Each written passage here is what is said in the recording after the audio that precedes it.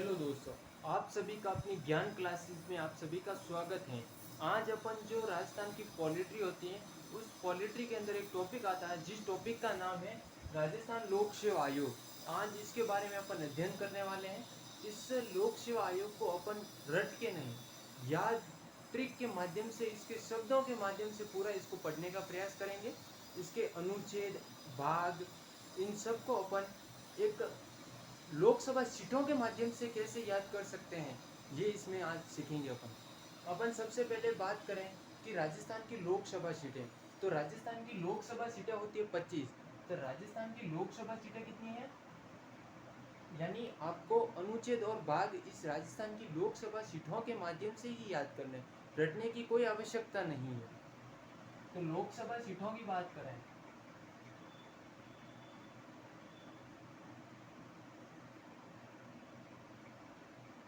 राजस्थान में लोकसभा सीटों की बात करें तो राजस्थान में लोकसभा सीटों की वो हैं 25। और इसमें अगर अपन 25 के माध्यम से भाग को देखें तो राजस्थान में जो राजस्थान की लोक सेवा आयोग का जो भाग होता है, इसमें जो भाग आता है उस भाग की बात करें तो भाग कैसे याद करना, आपको रटना बिल्कुल भी नहीं है। तो इस भाग को याद करने की ट्रिक है, दो यानी 2 को 5 से गुणा करो 10 आएंगे, और इस 10 को 10 यानी 25 में से 10 गए तो 15 बचे, और 15 में से ये एक कम कर लो तो कितने हो गए, 14। तो भाग नंबर कौन से हो गए, तो भाग नंबर हो गए अपने राजस्थान लोक सेवा आयोग के भाग नंबर 14। तो राजस्थान लोक सेवा आयोग की बात, राजस्थान की लोक सेवा आयोग की बात भाग 14 में की गई है।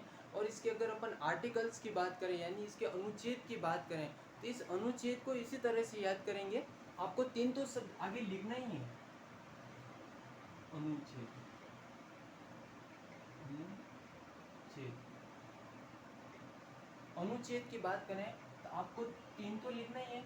अब क्या करना है कि ये आपको ये 15 है, यानी अपन ने गुणा किया 10 आए, और 25 में से 10 गए तो 15, यानी 315 से शुरू होते हैं। तो राजस्थान लोक सेवा आयोग के अनुच्छेद कहाँ से प्रारंभ हो गए, तो 315 से। अब कहाँ तक एंडिंग पॉइंटिंग कहाँ है, तो एंडिंग पॉइंट को याद करने के लिए 25 में से ये 25 है राजस्थान की लोकसभा सीटें, और 25 में से आगे वाले 2 घटा लो तो पीछे कितने बचते हैं, 23। यानी राजस्थान की लोक सेवा आयोग का एंडिंग पॉइंट क्या है, अनुच्छेद की बात करें तो 323।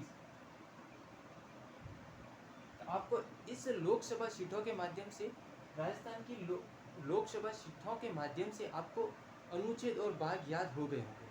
अब अगर इसकी बात करें, आपको इसको याद 315 से 323 तक, अगर आप सबसे पहले किसी चीज़ को समझते हैं तो सबसे पहले उस चीज़ का क्या होता है, गठन होता है। तो अनुच्छेद 315 यही बात करता है कि यानी अनुच्छेद और ये अनुच्छेद 315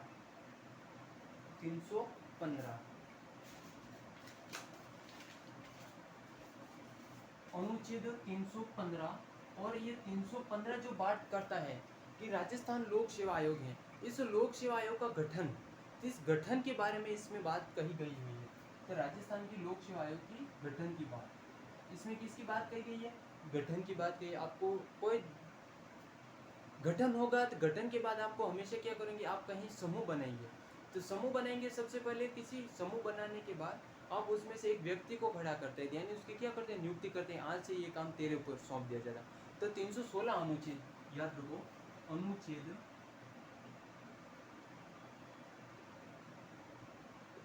316।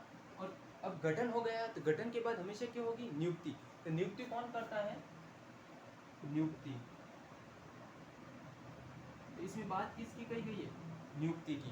तो आपको ये समझ में आ गया कि 316 बात किसकी करता है, नियुक्ति की बात करता है। अब इसमें नियुक्ति में भी देखो, एक होता है पदावधि, इसमें एक पदावधि और होती है।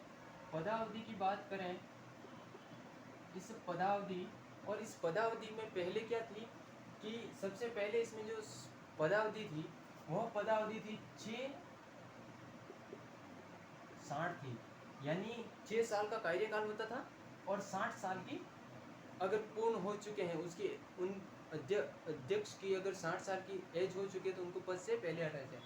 यह क्या होती है, यह चेंज की जाती है, 662 कर दी जाती है। और वर्तमान में आपको पूछ ले कि राजस्थान लोक सेवा आयोग की जो सीमा है, एज सीमा, वह कितनी है, तो 62 एज कर दी। तो 62 आयु होने के बाद उसको हटाया जा सकता है 6 वर्ष पूर्ण होने।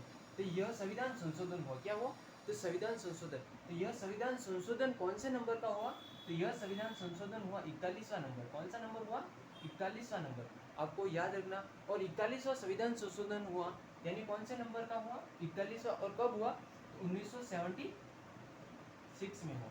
तो आपको ये याद रखना, एग्जाम में क्वेश्चन आ सकता है कि राजस्थान के लोक सेवा आयोग की आयु 6 वर्ष या 60 वर्ष से बढ़ाकर 6 या 62 वर्ष कब कर दी गई, तो कौन से संविधान संशोधन, 41वां संविधान संशोधन के तहत।